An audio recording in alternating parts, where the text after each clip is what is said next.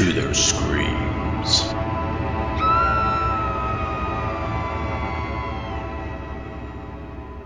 Greetings, ghouls and creeps, and welcome to Listen to Their Screams, a horror podcast. We are your leaders through the, I don't know, what is it? Through the minefield of screams, through the minefield of horror, whatever it is. I'm Dave. I'm joined as always by Ike. Ike, I know that was just a blazing introduction, but how the hell are you? You know, if I was any better, I'd be dead. Let me tell you what. Yikes! I don't. Wait, I don't is know. that supposed is that supposed to be like a dark thing? I've heard that phrase before, but I didn't know if that meant like I'm doing so good I could die, or I'm doing so bad I want to die. It kind of sounds like the only way for you to improve is to die. I don't know. I don't know Hey if that's a man, good. I the don't only know if thing that was. the only thing left is the eternal sleep. Let me tell you what, man. That's right. I'm getting a little woozy, man. I'm woozy. All right. Well, if you're stuck with us through that bullshit, we are Listen to Their Screams. Thank you for joining us, and subscribe to us wherever you listen to podcasts, and then make sure you follow us on social media. We're on Facebook, Twitter, Instagram, TikTok, and Letterboxd. We're at Listen to Screams. That is listen. The number 2 is screams, all one word. As we say every week, thank you to Kayla and Monica. As you can see by our witty banter and our high intelligent repertoire, this is the kind of bullshit they have to deal with on a day-to-day basis. So there you go. And we will mention it again later. But we do discuss movies. This is a movie related podcast, horror movie related podcast. So we will spoil things. You have been warned. And before we really dive into everything we do, let's in the essence of transparency, Ike, let's discuss podcast, whatever you would call it, business here, so to speak. Podcast 101. That's right. This episode is going to be released on Thursday, January 19th.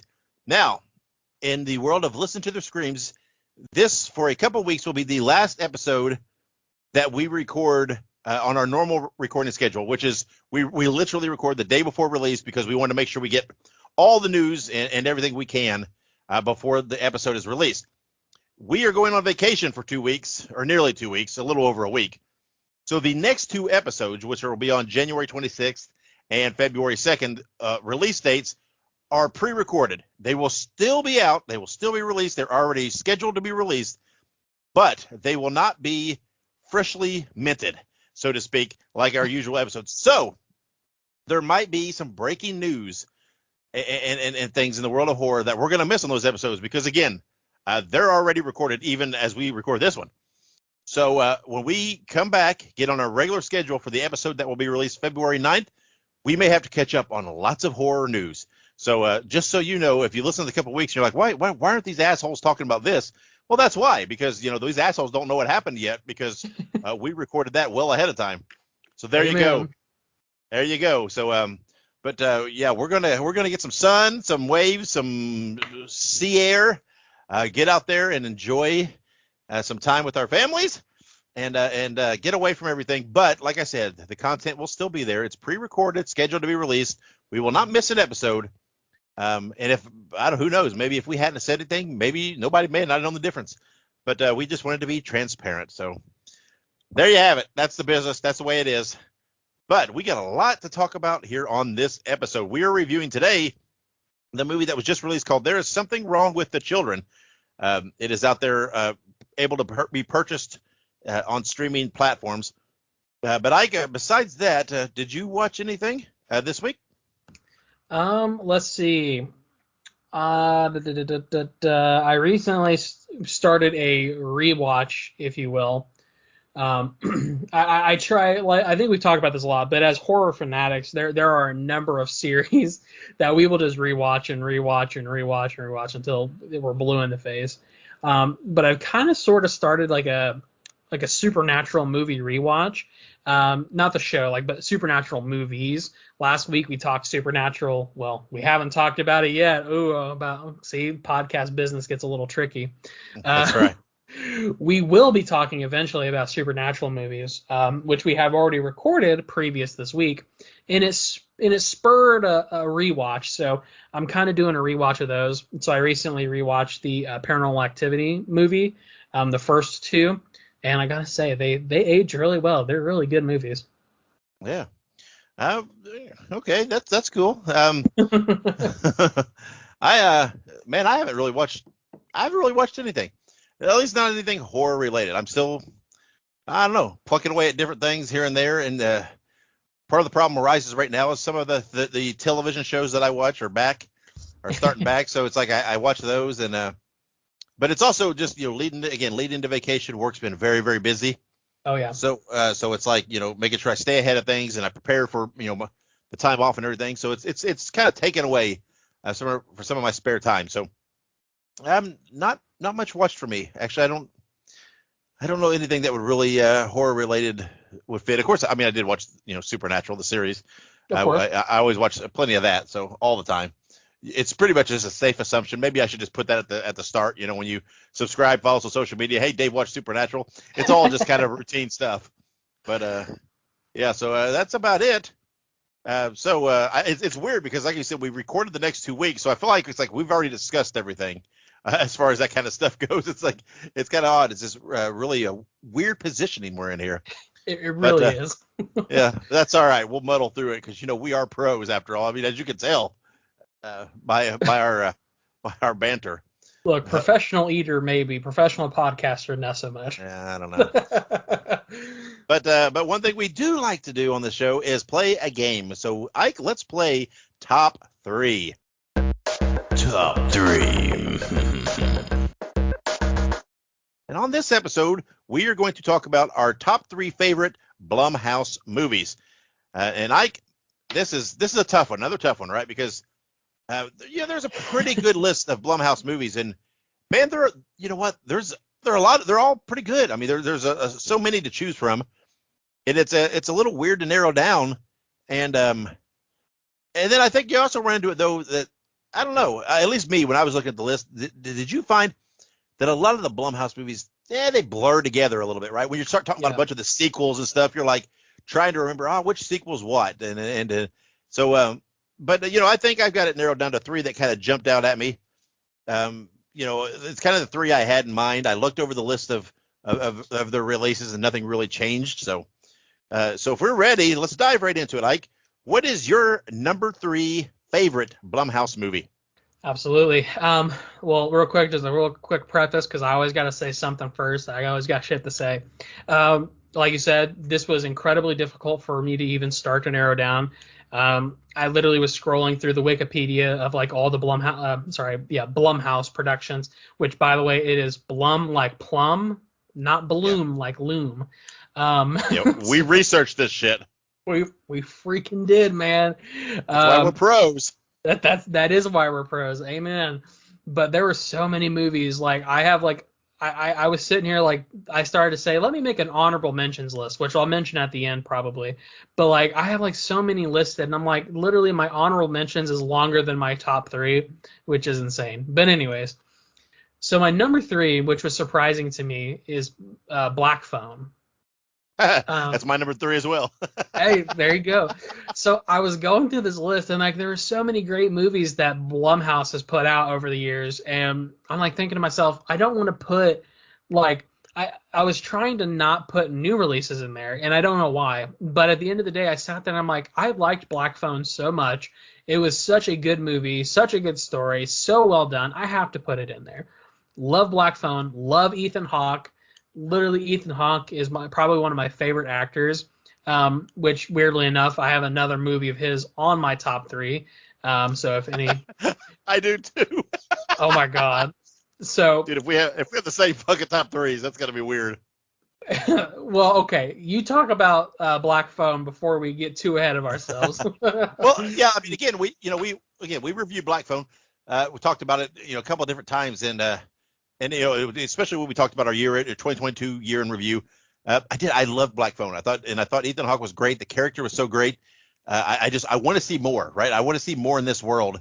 Especially would love, which there's been talk of maybe like a prequel type deal. I would love to see that. And again, like you said, there's so many great movies, right? And you forget some of them, right? You forget some of these movies they put out over, and really their release history is not that long, right? They're only going back to the early 2000s, I believe, right? I mean, Maybe not even that. But we're not Yeah, talking about this extensive, year, right? I'm not even sure when the first movie they released was, but it's not that long as their first movie ever released was called Hysterical Blindness, and that was in 2002. But their yeah, first like actual big release was in 2009, which was Paranormal Activity. yeah, that's right. Yeah. So I mean, we're talking, just not even 15 years really, and Yeah, really being in this, and they have put out a lot of movies, and a lot of good movies, really, and a lot of fun movies. And but when I looked over them, and I mean, literally, Black Phone was one that just jumped, and I thought, I loved the movie. It was so enjoyable. And one thing about it is, I think it just felt different than their other movies, right? It was a little yeah. different than some of their stuff they do, and but again, yeah, that's why I chose. I've really enjoyed Black Phone. It's a movie that I will definitely revisit in the future. And I don't know, like I said, I had three that really just jumped pretty quick at me, and that was one of them. So that is my number three as well. So let's see if we can keep this going. Ike, what is your Well, number two favorite Blumhouse movie? so here's what I'm trying to think. There are actually two other movies I can think off at the top of my head that have Ethan Hawke in them and are Hmm. Blumhouse productions. Hmm. It's so there's two. I'm gonna say them. I'm not gonna tell you which one I've picked, but I'm gonna tell you the two that they are first. Okay. You Okay. have Sinister and you have The Purge. I Okay. chose Sinister as my number two. Ah. Did you Okay. choose The Purge? I chose The Purge, but it's not my number two, so that gives it away, I guess. But yes, I did not choose Gotcha. Sinister. But Okay, I was thinking to myself, there are two of them, so it's very possible that So basically, all three of the Blumhouse movies that have Ethan Hawke in them are in our top three, which should tell you right, something. yeah. Um, so Sinister. Sinister was my number two. It's about a true crime writer who finds a box of Super 8 films in his new home, and basically it's like about this creature type thing that's like and compelling these families to kill each other. Well, not each other. It's compelling the children to kill the parents and the other siblings, and Mhm. they find some pretty creative ways to kill each other. And this is a PG-13 movie, mind you, and I was not super stoked about having to watch a PG-13 horror movie. Generally speaking, if it's a PG-13 movie, I not that I won't watch it, but I do have my trepidations about whether or not it's going to be good. Actually, I take the back. It's a rated R film. I swear it was PG-13. Anyways, the point that I'm getting at is that it definitely seemed toned down in a lot of ways, but then there's one scene in particular with a lawnmower that will Uh-huh. forever be stuck in my brain, where a family's murdered by a running lawnmower. And yeah, it's Sinister's creepy. It's paranormal. It's got a little bit of that mystery to it. It's a good one. Yeah, it is. It's a fun movie. I don't think it was really there for me in the running, but it is a good movie. Right. Again, but that's not to put it down. That's just, to me, just shows the depth of the Blumhouse movie catalog. And but yeah, that is not in my top three. Not one that really I had considered. My number two might, I don't know. I don't know if it'll be surprise people. My number two from 2018 is Halloween, the continuation of the Halloween franchise. And it's weird. I don't know how much influence they had in this, Yeah. but it's it counts. That's all I got to say. It counts, and that's all that matters. Um, for all the shit we give Halloween ends, I really liked Halloween, the continuation. As they kind of ignore all the sequels and so forth.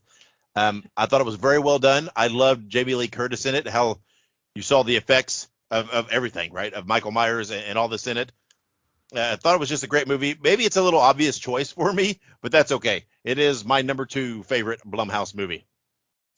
Absolutely. Halloween's great. Obviously, I love Halloween. It didn't make my list, but it was in my honorable mentions.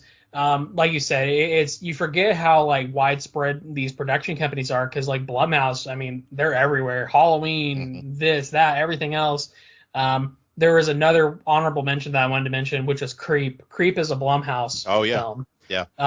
which it didn't make my top three, obviously, but I mean, you have the Paranormal Activity movies, you have the Insidious movies, you have all of these fantastic movies that Blumhouse made, and Halloween is just like the icing on the cake. I mean, it's such a good remake in my opinion. I consider it pretty much a remake, even though it's a direct sequel to the first one. It pretty much is a departure from everything else that we've ever seen in any other version of Halloween. So absolutely fantastic, love it.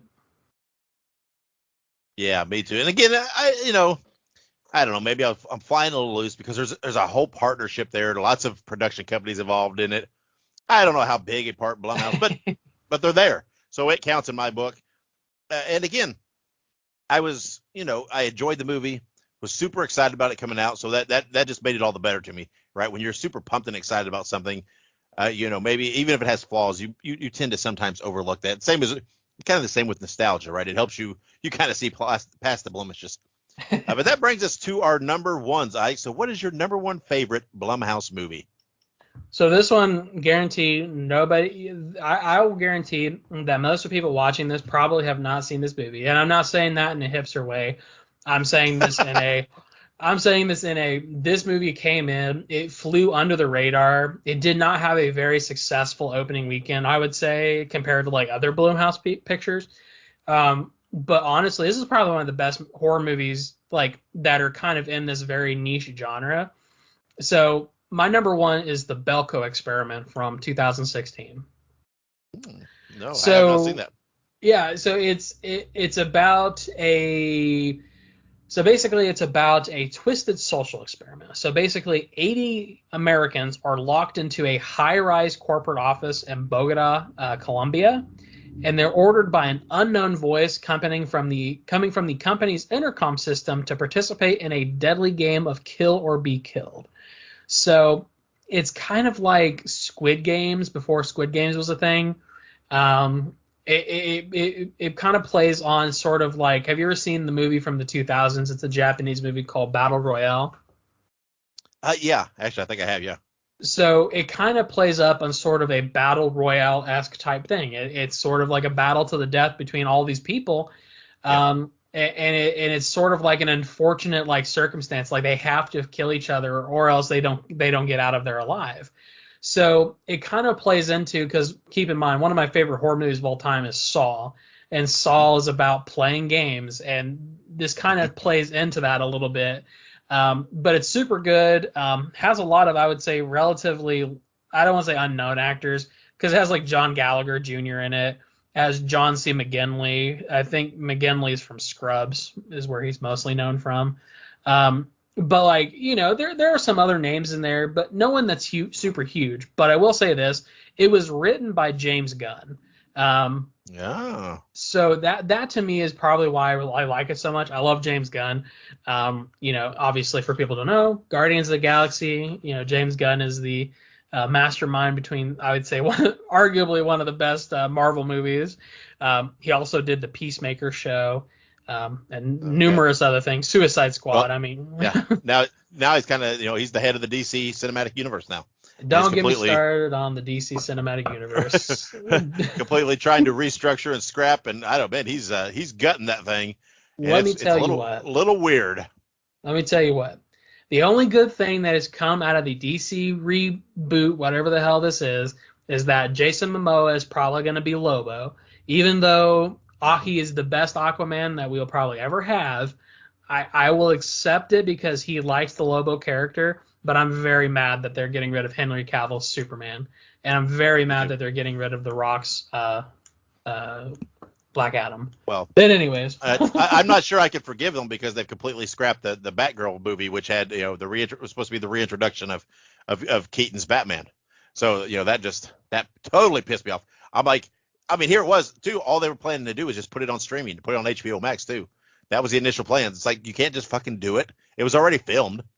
It's like you can't It's just already fucking finish filmed? it. The filming part's done. It was just it was just in post production or whatever. They were still doing that kind of shit. I'm 99% sure. And it's like you can't just go ahead and fucking be done with it and put it out there. I mean, what's the Well, point of it? I don't know. It was weird. are they going to put? They're going to put the Flash movie out, even though Ezra Miller Yeah, has completely fucking lost his mind. yeah, yeah. Don't get So me see started. that Don't get me started. that should have that's supposed to have Keaton in it too. So I mean, I've got that. but I don't know, how's everything going to make sense now, because Batgirl was supposed to be the introduction to all this stuff, right? And Keaton, I don't know. Anyway, none of this is horror related, but But we're angry. yes, That's what matters. that's right. I am. We you know we see what I think of Michael Keaton's Batman, and when you start fucking with it, man, it pisses me off. So, all right, so that's your number one. So now my number one, which I think we already mentioned, is obviously now from 2013, is The Purge. I love the Purge movies, and when I saw the first one, and I think it's so clever. I think it's just it's such a cool ideal, right? It's this, and it's again, I don't want to dip my toe into too much, but given a lot of societal context, I mean, fucking The Purge doesn't seem that fucking wacky anymore. Sometimes, sometimes I'm just saying, and I'm not going to preach, I'm not going to harp, I'm not going to talk politics, but when it came out, you're like, yeah, okay, whatever. And it's like now a few years go by, you're like, okay, I can see some people fucking wanting to do this. And but it's this thought of a almost a cleansing of society, right? And a cleansing of certain people, and this ability for people to get their shit out on one night, and with the thought of that will reduce it through the rest of the year, so to speak, which you could probably argue that, but there's a lot of great social context to this and everything else. And I just think it's a very clever movie. I think it's a very fun movie, highly enjoyable. It's just good shit to me. And I love the Purge movie. So when we came up with this idea, I was pretty much right off the bat knew that this was probably going to be my number one. So. Absolutely. Like you said, the Purge, in my opinion, is probably one of the so oh my God. Okay. So like you said, it has a very powerful political undertone, especially for like the 2013s. It definitely wasn't something that we were really expecting. But definitely subsequent films really play into like the politics. I mean, there's literally, I think the third Purge, which is Purge Anarchy maybe, or I don't know. But the third Purge movie, it talks about like it's literally there's a politician who's being threatened during the Purge by her competitors. And I mean there's just so much good stuff about the Purge movies.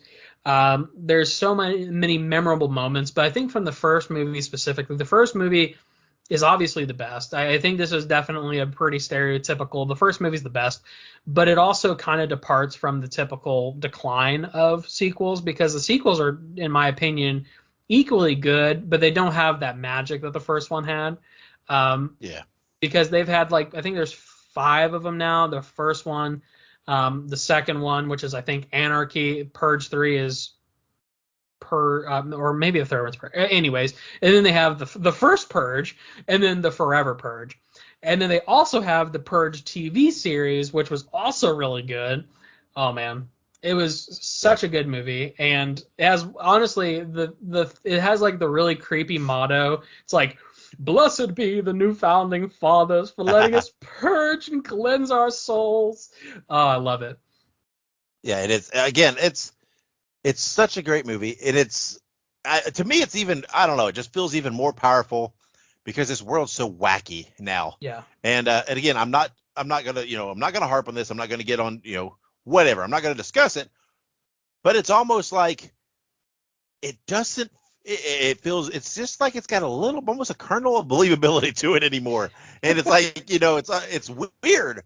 But again, I think you're right. The first. I think it's the best, maybe just because of the freshness of it, right? It's the ideal is already, it kind of blows your mind when you first watch it a little bit. Right. And while the subsequent movies, you're aware now of the concept. So, that there's that. So, and anyway, that is our top 3 Blumhouse movies. Like I said, hit us up on social media. We always like it when you do that. Let us know what your favorites are. If you disagree, if you agree, if you have other ideas, there's a lot of movies to choose from. So tell us which ones you like. But for now, we're going to take a brief break, and we will come back with news and upcoming releases. Remember, in the course of discussing movies, the host will spoil plots. You've been warned.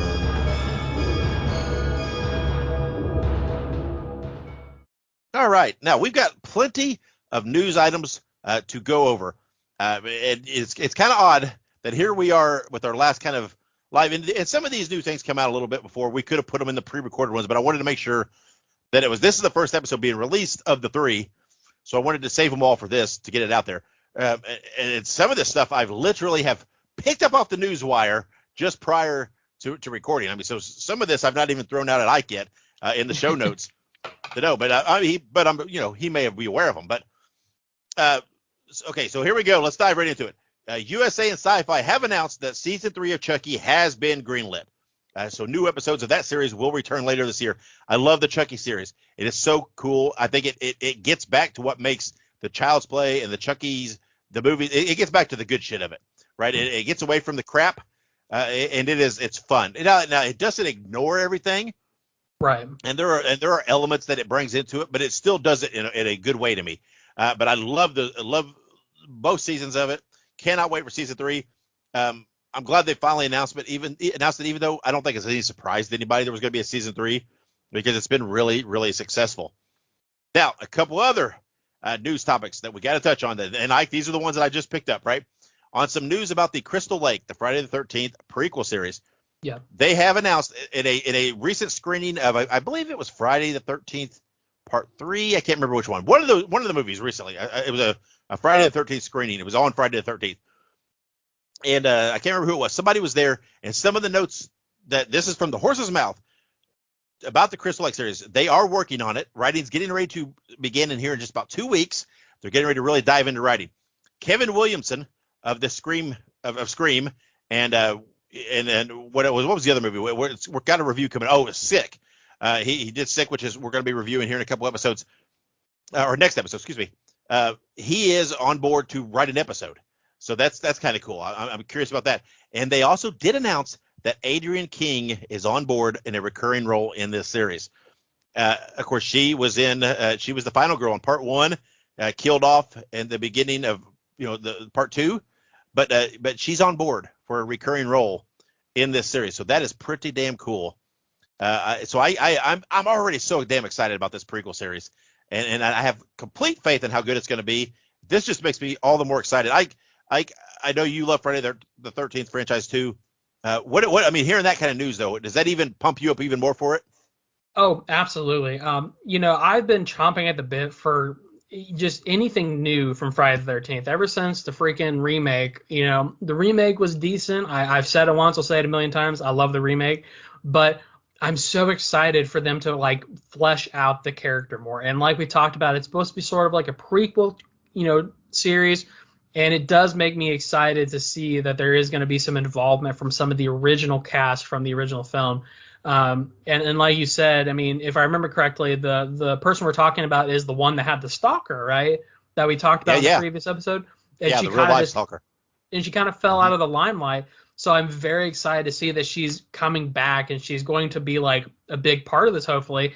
But not even that. It's just like, it's exciting to hear that they're finally getting the writing done, because I've been hoping and just like, let's get this going. I want to see it now.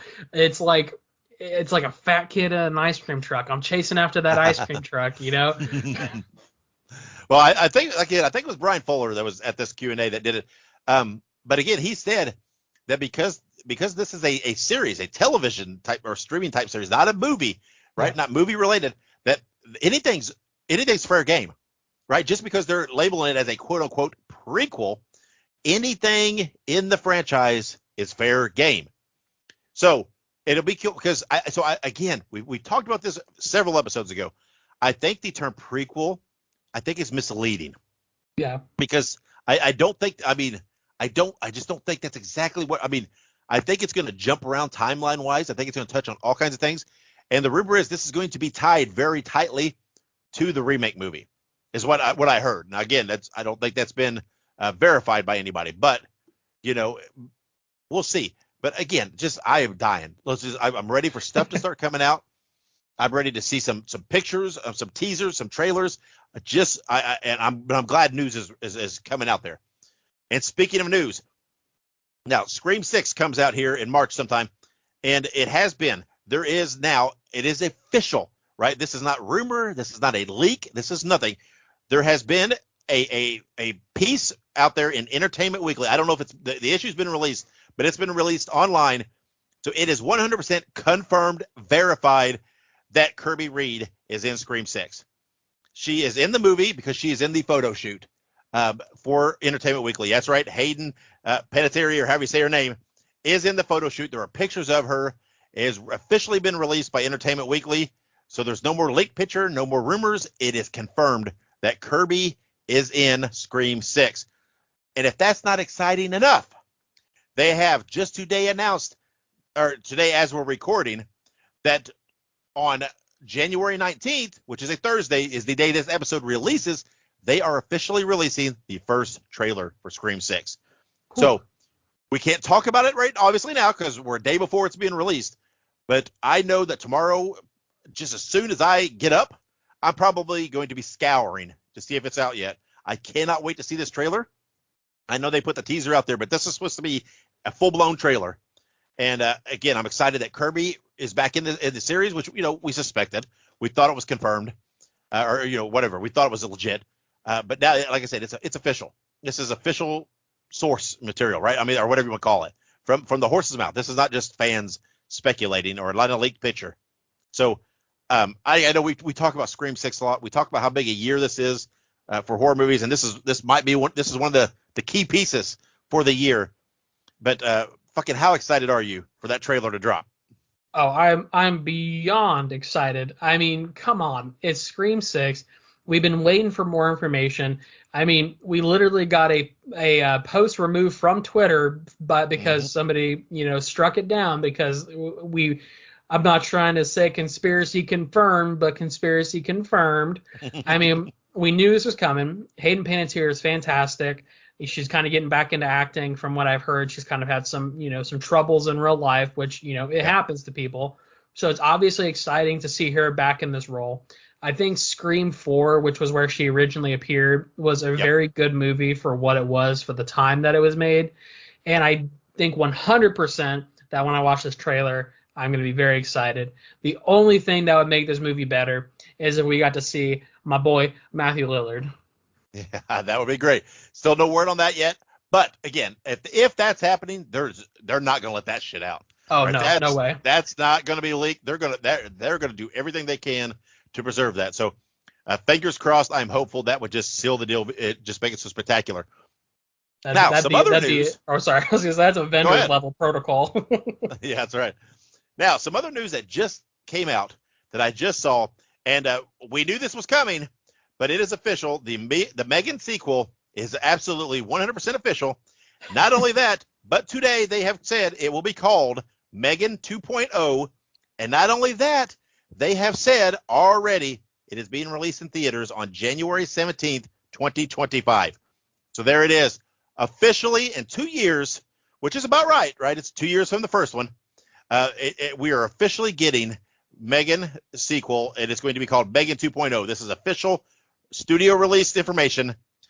We knew it was coming, right? There's already the word was out there that the sequel was greenlit because of the success, but I didn't suspect that this quickly we'd get a date and a title.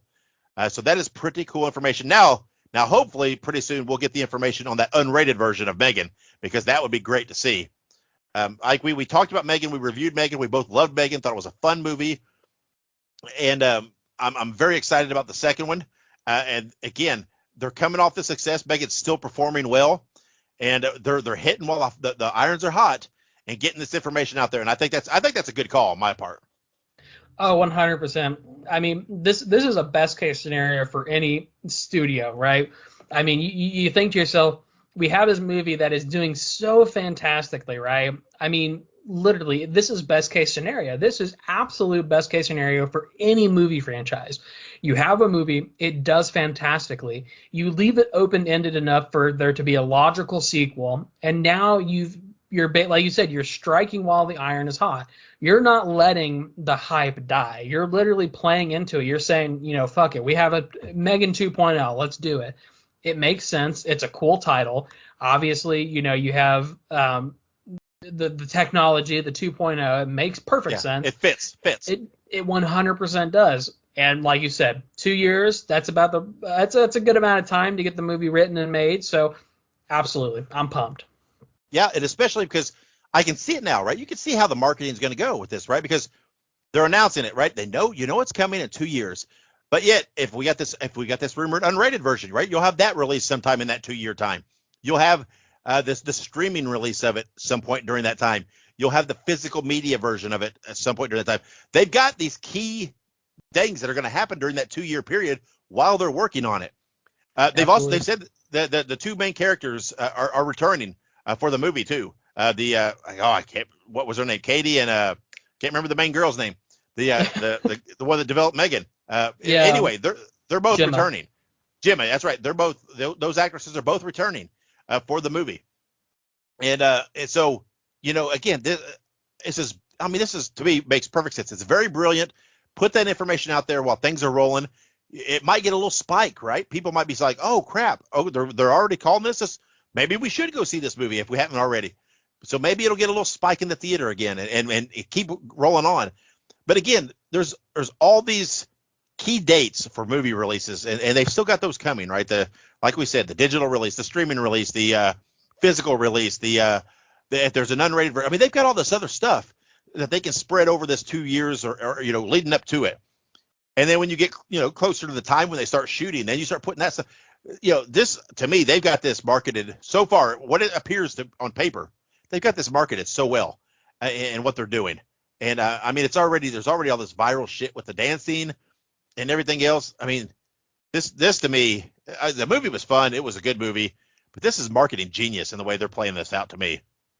No, 100%. It is exactly what they need, and like you said, marketing genius. Absolutely marketing genius.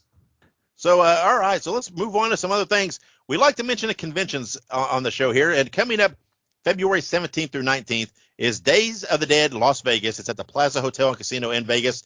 It's a multi-city con. There's Days of the Dead in several stops of the country. You can visit daysofthedead.com for information. There's a Hellraiser reunion. Rose McGowan from Scream is on there. Tom Savini is going to be there, and many others. So check that out. And again, even if you're not anywhere near Vegas, go check out daysofthedead.com because they have several of them, right? I think there's one somewhere in Ohio, maybe one in Indianapolis. I think there's one in Atlanta. There's several stops, several locations they do these. So go check that out at daysofthedead.com. And some merchandise news, and Ike, this is not going to surprise you at all. We're talking Universal Monsters here. Nika, Universal Monsters Bride of the Frankenstein figure is on pre-order at bigbadtoystore.com, $37.99. Ike, again, may not surprise anybody. I've already pre-ordered my figure, and I don't think anybody's surprised by that. These figures are fantastic. I've already got Frankenstein, the Wolfman, and the Mummy, who have already been released. I've got Invisible Man, Phantom of the Opera, and Dracula already on pre-order, and now I also have Bride of the Frankenstein on pre-order. These figures are fantastic. They have got the actors and actresses, the character likenesses from their estates, so they can be authentic to the movies. These are sensational figures, and anybody that knows me knows it's no surprise that I love these things, and that probably not a surprise that I've already pre-ordered mine, but that's okay. So some birthdays coming up. January 19th is Logan Lerman from The Butterfly Effect and Escape Room has a birthday. August 20th, Evan Peters from Dahmer and American Horror Story has a birthday. And then on January 22nd, Linda Blair, of course, from The Exorcist, has a birthday. And then on January 19th in 2001, the cult classic Donnie Darko was released. I haven't seen Donnie Darko in so goddamn long. Yeah, it's been a that's few one of those years. movies, that I may need to rewatch sometime. Some other anniversaries on January 24th, 1927, Alfred Hitchcock released his first movie, The Pleasure Garden, in England. Of course, Alfred Hitchcock. Alfred Hitchcock, one of the true early pioneers in horror and movies, with the birds, etc. But on January 24th, 1927, he released his first movie. And then on January 25th, 2009, the Blair Witch Project premieres at Sundance. We talked about that here a couple episodes ago where we talked about found footage films, and it was my favorite found footage film. And it's hard to believe that it's been, whatever that is, 14 years ago that movie was released. That's wild. I think that date might be a little off. I think it was 1999. 1999. Oh, yeah, you're probably right. Not 2009. That would definitely not be right. Yeah, so 1999. There you go. So 24 years ago. That makes more sense, yeah. I just read the copy here, man. I'm just delivering the copy. And Somebody's getting fired. Didn't even strike me that Well, hold on though. We may need to look into this further because did they not remake Blair Witch Project? Yeah, that was 2014, Well, fuck, 15. there goes that theory. I tried to sort it out. Tried to save So it. yeah, but no dice, no dice. So 1999. Anyway, fuck that. Let's move on. In memory. Again, this is not really necessarily in the vein of horror movie exactly, but as the world probably knows, Lisa Marie Presley passed away on January 24th. She is the mother to Riley Keough, who was in The Lodge and Mad Max, The Devil All the Time, but obviously the only child of Elvis Presley, a huge icon in the world. I mean, I don't want to diminish anything, but just on her name alone, and such a personality, such a figure. So very sad to hear about her passing. So Ike, let's pause there. We don't really have any new upcoming releases coming up. So we're just going to pause. And when we come back, we're going to do our movie review for the week. And there is something wrong with the children. Listen to Their Screams is now a Fangoria collaborator. Get 20% off your order at shop.fangoria.com by using the promo code Listen2Screams at checkout. That is listen, the number 2, and screams. Or you can click the link in the show notes. All right, here we go. We're going to review There Is Something Wrong with the Children. I think it's a pretty good blanket statement. You can pretty much say that about most children. There's something wrong with that kid. But no. Anyway, this movie is currently available on Vudu, and on March 17th, it'll be coming out on MGM Plus if you do not want to buy it. It's distributed by Paramount Home Entertainment, and it says Margaret and Ben take a weekend trip with 2 longtime friends and their 2 young children. Ben soon suspects something sinister is afoot when the kids start behaving strangely after disappearing into the woods overnight. Like, this movie, again, it's a Blumhouse movie. It's one of the reasons we did our top 3 to kind of tie into it a little bit. So let's talk about this and let's review it. Let me say, before we really dive into the movie content, I will say one thing that jumped at me big time about this movie is I fucking loved the music and the score and whatever it is. It sounded very, very retro to me. It sounded like a horror movie, right? It's that, I don't even know how to describe it. It's that, I don't even know I don't know how to describe it. You just have to hear it. But it fit, right? It sounded perfect. And it was unique, right? You don't hear, it wasn't this real moody type score, orchestral type music or whatever that you hear so much of a lot of times. And it was different. It gave a totally different vibe, and I liked it. And the opening was just really pretty simple. It was it's just shot while the music was playing of these kids playing with this green overtone to the shot, and it was pretty I don't even know how to describe it. It wasn't that in depth, but I like the feel of the movie visually. I like the coloring of it and how it was filmed, because it was, to me, it was very retro, which made it feel different than a lot of the stuff nowadays. It wasn't this dark, creepy film style. It was I don't know, it popped pretty well for me. And again, I thought the music was great. Did you pick up on that when you watched it? Just despite the content, just the visual and the sound of it, how it felt different than a lot of movies now. Yeah, absolutely. Here's kind of my take on it. You are absolutely correct. The sound and the design of the sound was very dynamic. It wasn't a flat tone. It wasn't like you said, your atmospheric music. It was more boom. This is what's going on. Boom. And it did have that retro feel, because that's kind of just how things used to be, with soundtracks and everything else. So it was definitely, in my opinion, a fresh take. In addition to that, real quick though, even the font, like on the opening credits stuff, it was very simple. It was like, it was like a very simple font, and it's like literally felt like something. And I don't mean this in a bad way, but it felt like something you could do, right? And so it gave it that, I don't know, man. It just gave it that vibe, because I don't know. Gave it that, I don't even know how to describe it, but it was very simple, which made it different because they didn't try to go too overboard with it.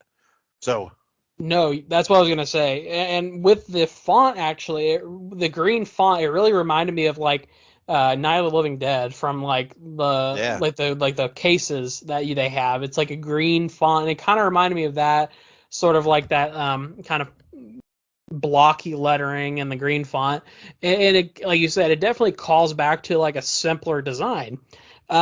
So I will give the movie that. It had a really great soundtrack, a very dynamic soundtrack. It was very straightforward and to the point. You know, you didn't have to guess what was going on. The music let you know what was happening 100%. So I love it when a movie does that because it makes the experience more visceral. In addition to Yeah, that, like you said, the font and the simplicity. I don't want to beat up a dead horse, but it was different, and I think that's the big thing this has going for it is that the way they set it up was different. yeah, definitely. And it, like I said, in the opening, it was just those two kids playing. So, hey, these are the children, right? That there's something Right. wrong with, right? You knew where it was going, but it was right there off the top. And but here's the thing, though. And again, I liked all those aspects, but then when you dive into the movie, here's my thing. I I feel like I wanted to get some of the more positives. And again, I don't know. The movie just lacked something to me, Yeah, it did. and it just didn't. I don't know. It didn't. One thing about it is I kept waiting for a goddamn explanation. Same. Right? It's like, what the hell is this? What's happening? I was on board with the ideal, the concept, right? That there was this thing, this whatever it was, outpost or whatever it was that they were going in with that huge drop and that whatever that crater. I don't know what you would describe it.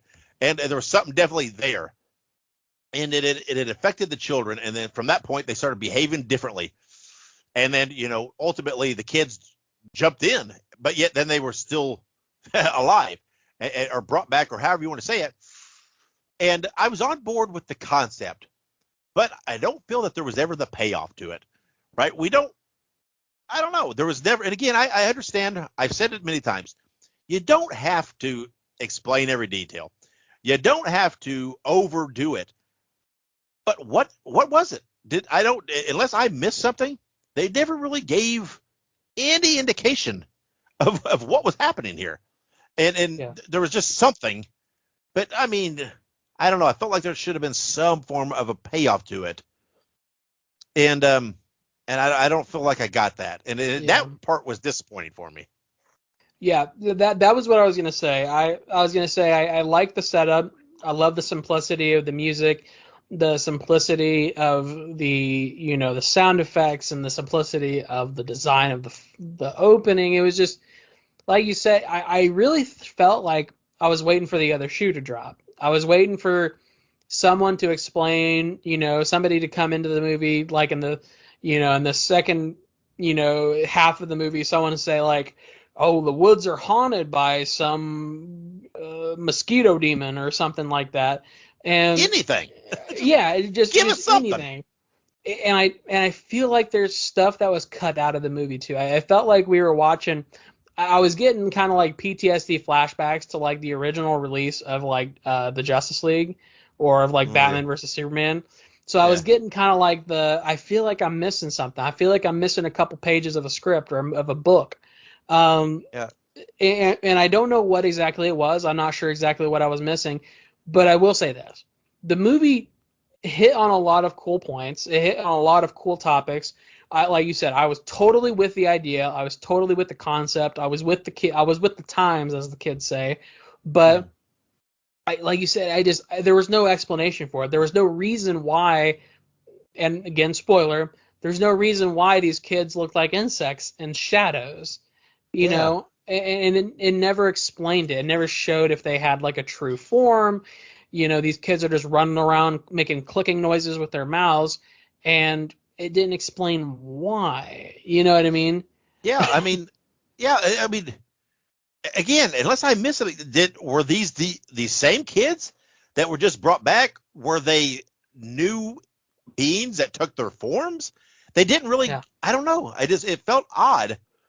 I felt like maybe there was something that was luring them there to die, so that they could infiltrate and take their places. But they didn't explain if that was true or not. It was peculiar to me, and I also felt like they missed the boat. And again, not all horror has to be elevated, doesn't have to have a lot of messaging or a lot of whatever. But I felt that they were teasing the concept of being parents and that what that means to people, right? You had the one couple who had kind of reached an agreement they weren't going to have kids, right? That the guy, part of it was it seemed like the guy had some issues, some mental health issues, or whatever.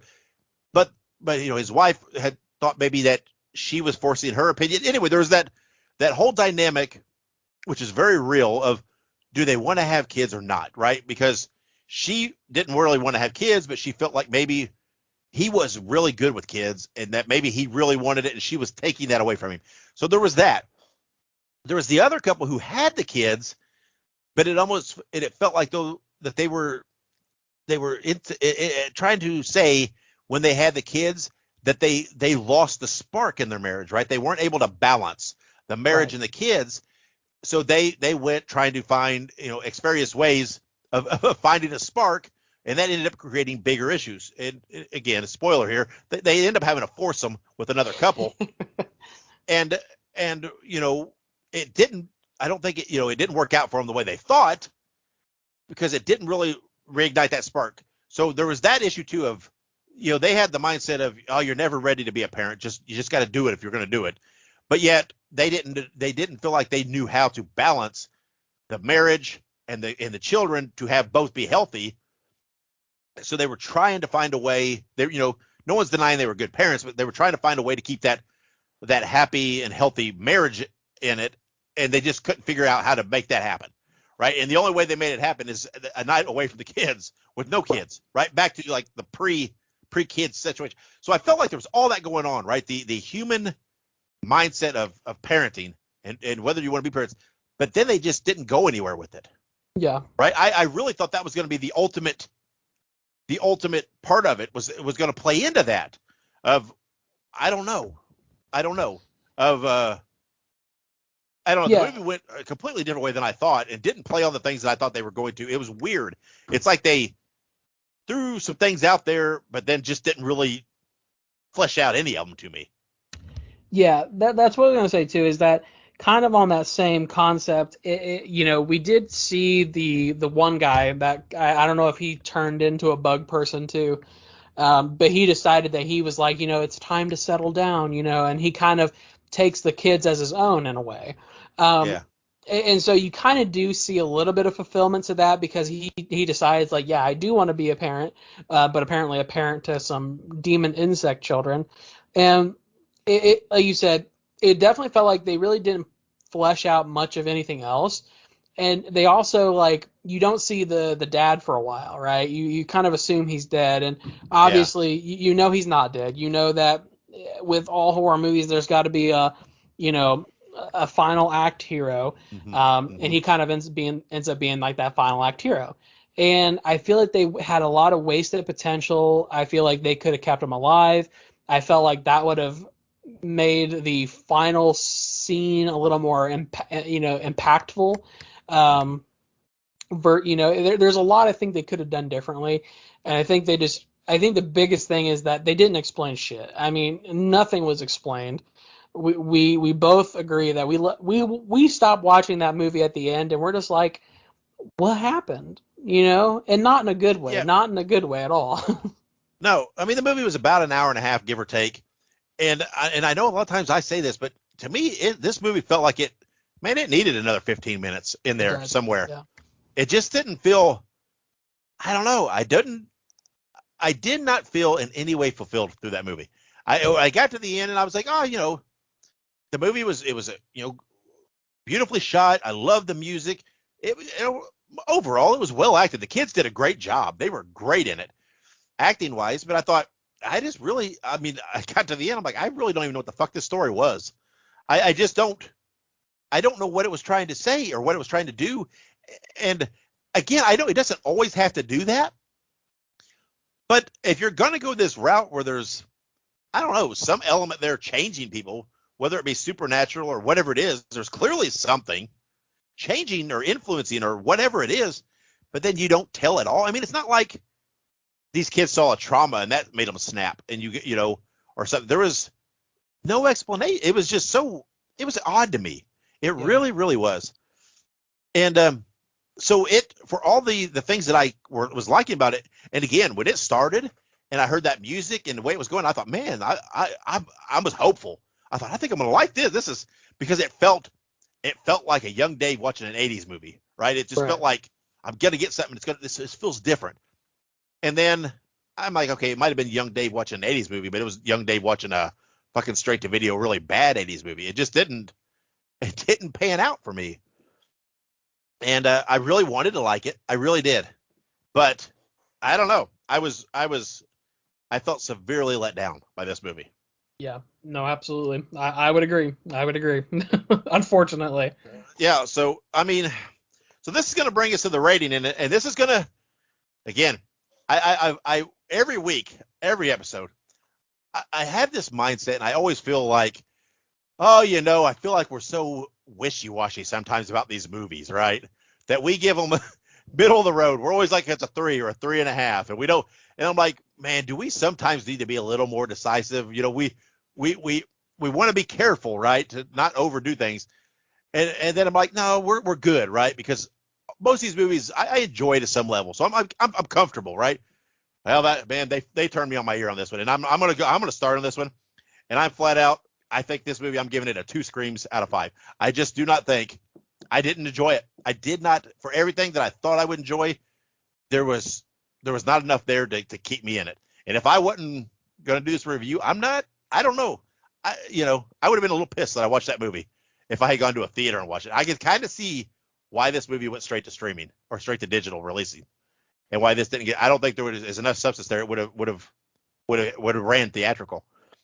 So Yeah. I don't know if I've ever done it before. This might be the lowest I've ever given a rating in the history of the show.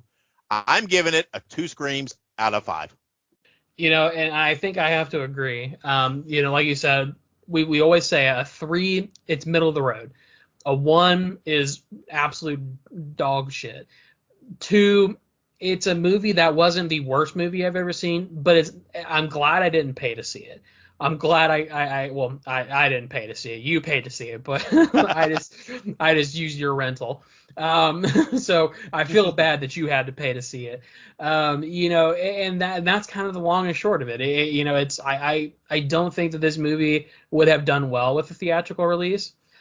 I definitely feel like a streaming release is definitely what it is. And the worst part is that Blumhouse has made quite a few straight to streaming movies that were actually really good. They did a huge line of movies on Amazon Prime that were all straight to streaming, and they were reasonably good movies. I mean, all of them had their ups and downs, but none of them disappointed me like this one did. So yeah, I would say a 2 screams out of 5. It's definitely an unfortunate score for a very good production company. Yeah, and again, a promising movie to me. The elements to me. If they had just put in an explanation of some sort, I don't even care if it was a good one per se. It could have been kind of a hokey explanation, honest to God, and it probably would have bumped it to a 3 up for me. I could have called it middle of the road, but it felt like this movie was starving for some form of an explanation to this because of I don't know, because it's just the way they were going. I mean, because it felt like there was, like, again, some supernatural presence or something to it, but they gave no indications of what it was. And it was, I don't know, it was odd. It felt so odd. And I felt like, again, 15 more minutes, throw something in there, come up with something. I mean, come on, these people are creative people. You throw something in there, and it probably would have raised it a little for me. Because, again, I thought the movie was well. I thought the kids did a really great job. They were creepy as fuck. And but I don't know. It was just No, it I was agree. I think the shining moments of this movie was the children. The children were fantastic. The setup was fantastic, and the music was fantastic. But those 3 things alone, unfortunately, could not save this movie. yeah. Me neither. And so it is what it is. We got to call it like we see it. We try to be fair, but that means sometimes that fairness does not always pan out. But again, I don't know. This might be the lowest we've rated a movie. I don't know if we've rated anything else a 2 yet. I don't know. Maybe I don't know what we rated Thanksgiving. Or I don't know, or the what was the one?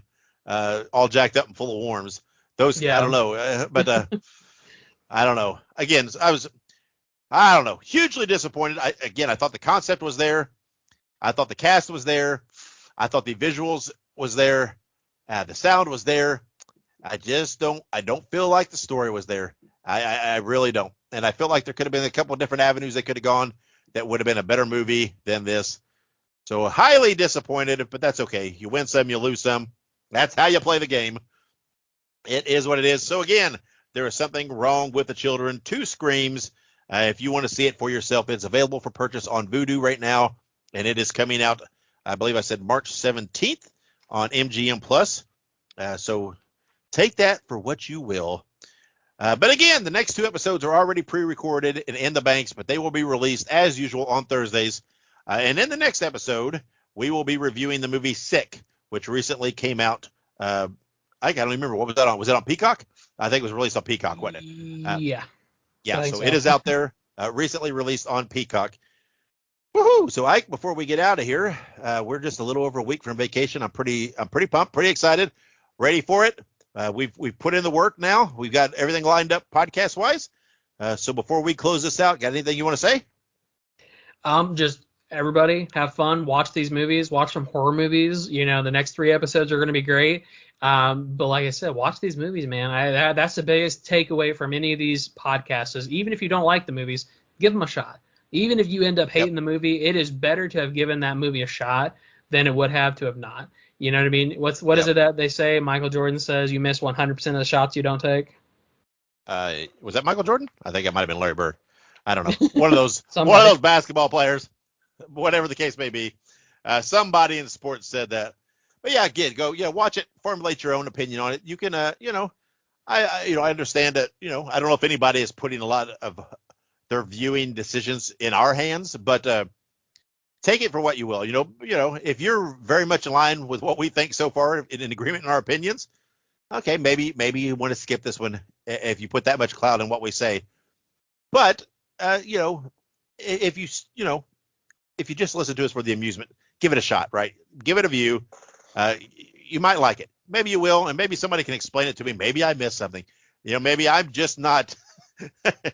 Maybe I'm not elevated enough in my thinking to know what they were doing. Who knows? But that'll put a wrap on this episode. And there is something wrong with the children, and truer words were never spoken. Kids are creepy, right? Cute is creepy. We say that all the time, and cute is creepy. Well, whatever else. So until next episode, wherever you go and whatever you do, be good, be safe, and have many pleasant nightmares.